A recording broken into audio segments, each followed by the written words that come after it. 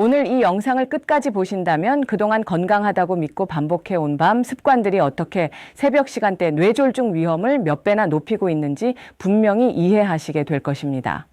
안녕하세요. 마음과 몸 클리닉 심장내과 전문의 박서연입니다. 저는 30년 가까이 심혈관 환자들을 진료하면서 하나의 공통점을 너무 많이 보아왔습니다. 낮에는 멀쩡했습니다. 직장도 다니고 장도 보고 가족과 대화도 나누고 겉으로 보기에는 평소와 다를 바가 없었습니다. 그런데 어느 날 새벽 갑자기 한쪽 팔다리에 힘이 빠지고 말이 어눌해지고 얼굴이 한쪽으로 쏠리면서 그 자리에서 쓰러집니다. 응급실로 실려오신 후 가족분들이 가장 많이 하시는 말이 있습니다. 어제까지만 해도 멀쩡했는데 왜 이렇게 갑자기 쓰러졌나요? 오늘 저는 이 질문에 대한 답을 여러분께 가능한 한 구체적으로 드리려고 합니다. 뇌졸중은 갑자기 하늘에서 떨어지는 번개가 아닙니다. 매일같이 반복되는 작은 밤 습관들이 쌓이고 쌓여 어느 날 새벽 한 번에 터져 나오는 결과입니다. 오늘 영상에서 말씀드릴 내용은 크게 세 가지입니다. 첫째, 왜 뇌졸중이 특히 새벽과 수면 중에 많이 발생하는지, 둘째, 무심코 반복하는 7가지 밤 습관이 어떻게 뇌졸중과 심근경색을 부르는지, 셋째, 오늘 밤부터 당장 바꿀 수 있는 안전한 밤 루틴과 자가 점검법 입니다. 영상이 도움이 되신다면 지금 바로 구독과 좋아요, 알림 설정을 눌러주십시오. 이 채널의 한 편 한 편이 여러분의 심장과 뇌를 지키는 실질적인 안전망이 되기를 바랍니다.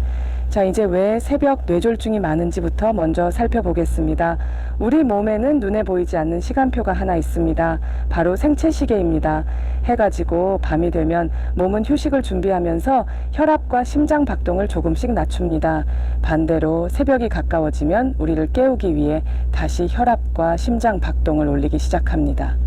젊고 혈관이 건강할 때는 이 오르내림이 매우 부드럽게 일어납니다. 그래서 특별한 문제가 생기지 않습니다. 하지만 나이가 들면서 혈관 안쪽 벽에 기름때가 끼고 염증이 생기고 작은 혈전 피떡들이 달라붙기 시작하면 이 자연스러운 리듬이 혈관에는 큰 부담이 됩니다. 이미 안이 좁아진 혈관의 새벽에 혈압이 한 번 더 확 치솟는 순간 작은 피떡이 떨어져 나가 뇌혈관을 탁 막아버릴 수 있습니다. 그래서 통계적으로도 뇌졸중과 심근경색 같은 사건이 새벽 4시에서 오전 8시 사이에 집중되는 경향을 보입니다. 이제 질문이 하나 생기죠. 같은 새벽이라도 어떤 사람은 평범하게 일어나는데 어떤 사람은 뇌졸중으로 쓰러집니다. 무엇이 이 차이를 만들까요? 그 답이 바로 우리가 매일 반복하는 밤 습관입니다. 이제부터 새벽 뇌졸중 위험을 높이는 7가지 밤 습관을 하나씩 짚어보겠습니다. 들으시면서 본인이 몇 가지나 해당되는지 마음속으로 체크해 보시기 바랍니다. 첫 번째 습관, 늦은 저녁에 짠 식사와 국물입니다. 저녁에 간단히 먹어야지 하면서 라면에 김치찌개, 국에 밥 한 그릇, 여기에 소시지 햄 같은 가공식품까지 함께 드시는 경우가 많습니다. 문제는 이 한 끼에 들어있는 소금 양입니다. 하루 권장량을 훌쩍 넘기는 경우가 정말 많습니다. 소금 나트륨이 몸에 들어오면 물과 결합하여 혈관 속에서 부피를 늘립니다. 이렇게 늘어난 부피를 심장은 더 세게, 더 자주 펌프질해야 합니다. 특히 저녁 늦게 짠 음식을 먹고 바로 눕게 되면 몸은 밤새 그 수분을 붙잡아 둔 채 새벽에 더 높은 혈압으로 버티게 됩니다. 저는 저녁마다 국물 한 방울 남기지 않고 드시던 분들이 새벽마다 두통과 어지럼증으로 깨다가 결국 어느 날 새벽 한쪽 팔다리가 마비된 상태로 응급실에 오시는 모습을 정말 여러 번 보았습니다. 해결책은 생각보다 단순합니다. 저녁 식사는 잠들기 최소 3시간 전까지, 국물은 절반만, 김치와 젓갈량은 평소의 절반으로 줄이고 그 대신 싱거운 나물과 단백질 반찬을 조금 더 늘려보십시오. 처음에는 밍밍하고 맛이 없게 느껴지지만 3주 정도만 지나도 혀가 새로운 기준에 적응합니다. 그때부터는 예전처럼 짜게 먹으면 오히려 짜서 못 먹겠다는 말이 절로 나오게 됩니다. 두 번째 습관, 술과 안주입니다. 식사 후 소주 한두 잔, 맥주 한 캔 정도는 괜찮겠지 하고 생각하기 쉽습니다.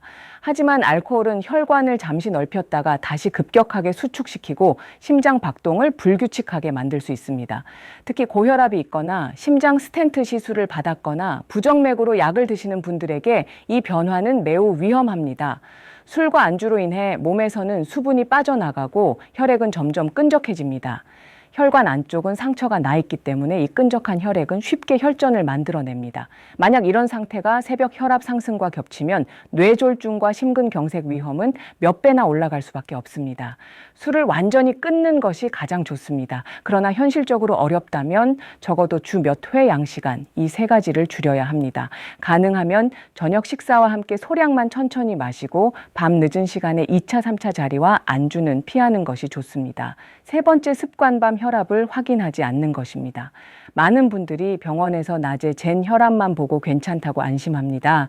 하지만 실제로는 밤과 새벽에 혈압이 더 높은 야간 고혈압인 경우가 적지 않습니다. 잠들기 전 머리가 띵하고 가슴이 두근거리고 얼굴이 화끈거리는 느낌이 있지만 피곤해서 그러겠지 하고 그냥 눕는 경우가 많습니다. 이럴 때 혈압을 재보면 수축기 혈압이 180에서 200까지 올라가 있는 경우를 응급실에서 자주 봅니다. 이 상태로 밤을 보내면 뇌혈관이 버티지 못하고 터지거나 막혀버릴 수 있습니다. 집에 혈압계를 하나 준비하시고 하루 2번 아침에 일어나서 한 번 잠들기 전에 한 번 꼭 재보시기 바랍니다. 노트나 메모장에 날짜와 함께 수치를 적어두면 본인의 패턴이 보입니다. 아침과 밤 혈압이 자주 140을 넘는다면 그것만으로도 경고 신호입니다. 이때는 약을 바꾸는 것이 아니라 시간대를 조절하는 것만으로도 새벽 뇌졸중 위험을 상당히 줄일 수 있습니다. 반드시 담당 의사와 상의하십시오. 네 번째 습관. 하루 종일 물을 거의 마시지 않다가 밤에 한꺼번에 마시는 것입니다. 물은 혈액을 부드럽게 만들고 혈관을 지키는데 매우 중요합니다. 하지만 어떤 분들은 바쁘다는 이유로 낮에는 물을 거의 마시지 않다가 저녁이 되어서야 생각난 듯이 물이나 차를 한꺼번에 2-3컵씩 마십니다. 이렇게 되면 밤에 화장실을 자주 가게 되고 수면이 여러 번 깨지면서 혈압과 맥박은 더 불안정해집니다. 또 한편으로는 아침에 일어났을 때 몸이 상당히 탈수된 상태가 되기 쉽습니다. 이때 혈액은 더 끈적해지고 혈관을 막을 수 있는 작은 혈전이 생기기 쉬운 환경이 됩니다. 가장 좋은 방법은 아침에 일어나서 한 컵 점심 전후로 한 컵 오후에 한두 번 이렇게 낮 동안 나누어서 마시는 것입니다. 저녁에는 목이 마르지 않을 정도의 소량만 천천히 마시는 것이 좋습니다. 5번째 습관 침대 위 스마트폰입니다. 침대에 누워서 영상과 기사와 댓글을 넘기다 보면 10분만 보려고 했던 것이 1시간, 2시간이 되기 쉽습니다. 이때 우리 뇌와 심장은 아직 낮이라고 착각합니다. 밝은 화면과 빠른 자극이 교감신경을 계속 자극하기 때문입니다. 교감신경이 흥분된 상태에서는 심장 박동과 혈압이 충분히 내려가지 못합니다. 몸은 쉬어야 할 시간에 밤새 긴장 상태로 버티게 됩니다. 이렇게 수면의 질이 떨어지면 다음날 피로감만 생기는 것이 아니라 장기적으로는 혈압 변동이 커지고 혈관 염증이 악화되며 뇌졸중과 심근경색 위험이 서서히 올라갑니다. 가능하다면 잠들기 최소 1시간 전에는 스마트폰과 텔레비전을 끄고 조명을 조금 낮추고 가벼운 스트레칭을 하거나 따뜻한 물로 샤워를 하거나 깊은 호흡을 하면서 몸과 마음의 속도를 줄여보십시오. 단 10분만 해도 몸이 느끼는 긴장도가 눈에 띄게 바뀝니다. 6번째 습관 심한 코골이와 수면 무호흡을 그냥 두는 것입니다. 많은 분들이 나이 들면 다 코를 곤다고 생각합니다. 그래서 대수롭지 않게 넘깁니다. 하지만 수면 무호흡증은 뇌와 심장에 큰 스트레스를 주는 질환입니다. 잠자는 동안 숨이 자꾸 멈추면 혈액 속 산소가 떨어집니다. 이때 몸은 놀라서 스트레스 호르몬을 분비하고 혈압을 급격히 올립니다. 이 과정이 하룻밤 사이에 수십 번 반복되면 혈관은 계속해서 롤러코스터를 타는 셈입니다. 당연히 뇌졸중과 심근경색 위험은 크게 올라갈 수밖에 없습니다. 옆에서 같이 자는 가족이 숨을 안 쉬는 것 같다고 말한 적이 있거나 코골이 소리가 너무 심하다고 이야기했다면 그것은 분명한 신호입니다. 수면다원 검사라는 검사를 통해 수면 중 호흡 상태를 정확히 확인하고 필요하다면 양압기 치료나 체중 조절 치료를 받는 것이 좋습니다. 한번 검사를 받고 치료를 시작한 후 아침에 머리가 맑아지고 혈압이 안정되었다고 감사 인사를 하시는 분들을 저는 많이 보았습니다. 7번째 습관 수면제와 진정제를 쉽게 찾는 것입니다. 잠이 안 와서 약 하나 먹고 자면 되겠지 이렇게 생각하기 쉽습니다. 하지만 일부 약들은 호흡을 억제하거나 심장 박동과 혈압 조절에 영향을 줄 수 있습니다. 특히 심장 기능이 약하거나 호흡기 질환이 있는 분이 의사와 상의 없이 약의 종류나 용량을 늘리는 것은 매우 위험한 행동입니다. 수면제를 전혀 쓰면 안 된다는 뜻이 아니라 반드시 전문가의 안내 아래 최소한의 용량과 기간으로 사용해야 한다는 뜻입니다. 잠이 잘 오지 않는다면 먼저 카페인과 늦은 식사, 스마트폰 사용과 같은 수면을 방해하는 요소를 줄이고 그 다음에도 힘들다면 상담과 검사를 통해 원인을 찾는 것이 좋습니다. 여기까지 7가지 밤 습관을 살펴보았습니다. 이제부터는 어떻게 바꾸어야 하는지 현실적으로 가능한 실천 방법을 간단히 정리해 드리겠습니다. 첫째, 저녁 식사 시간을 앞당기고 짜지 않게 드십시오. 둘째, 집에 혈압계를 두고 아침과 밤 2번 반드시 혈압을 재고 기록하십시오. 셋째, 낮 동안 조금씩 물을 마시고 밤에는 적당한 양만 마시십시오. 넷째, 잠들기 1시간 전에는 화면을 끄고 몸과 마음을 가라앉히는 작은 루틴을 만들어 보십시오. 다섯째, 코골이와 숨 멎는 증상이 있다면 수면 검사를 미루지 마십시오. 여섯째, 수면제와 보조제를 사용하고 있다면 반드시 담당 의사와 상의하여 용량과 기간을 조절하십시오. 마지막으로 한 가지를 꼭 기억해 주십시오. 뇌졸중은 운이 나빠서만 생기는 병이 아닙니다.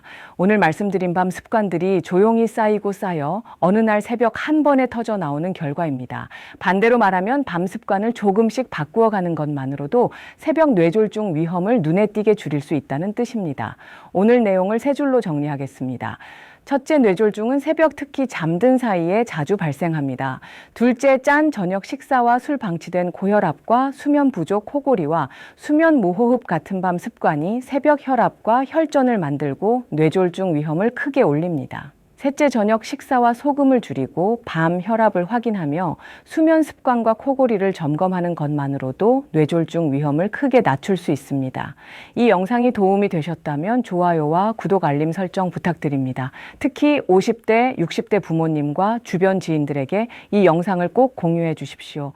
여러분의 한 번의 공유가 어느 가족에게는 뇌졸중을 막는 중요한 전환점이 될 수 있습니다. 지금까지 마음과 몸 클리닉 심장내과 전문의 박서연이었습니다.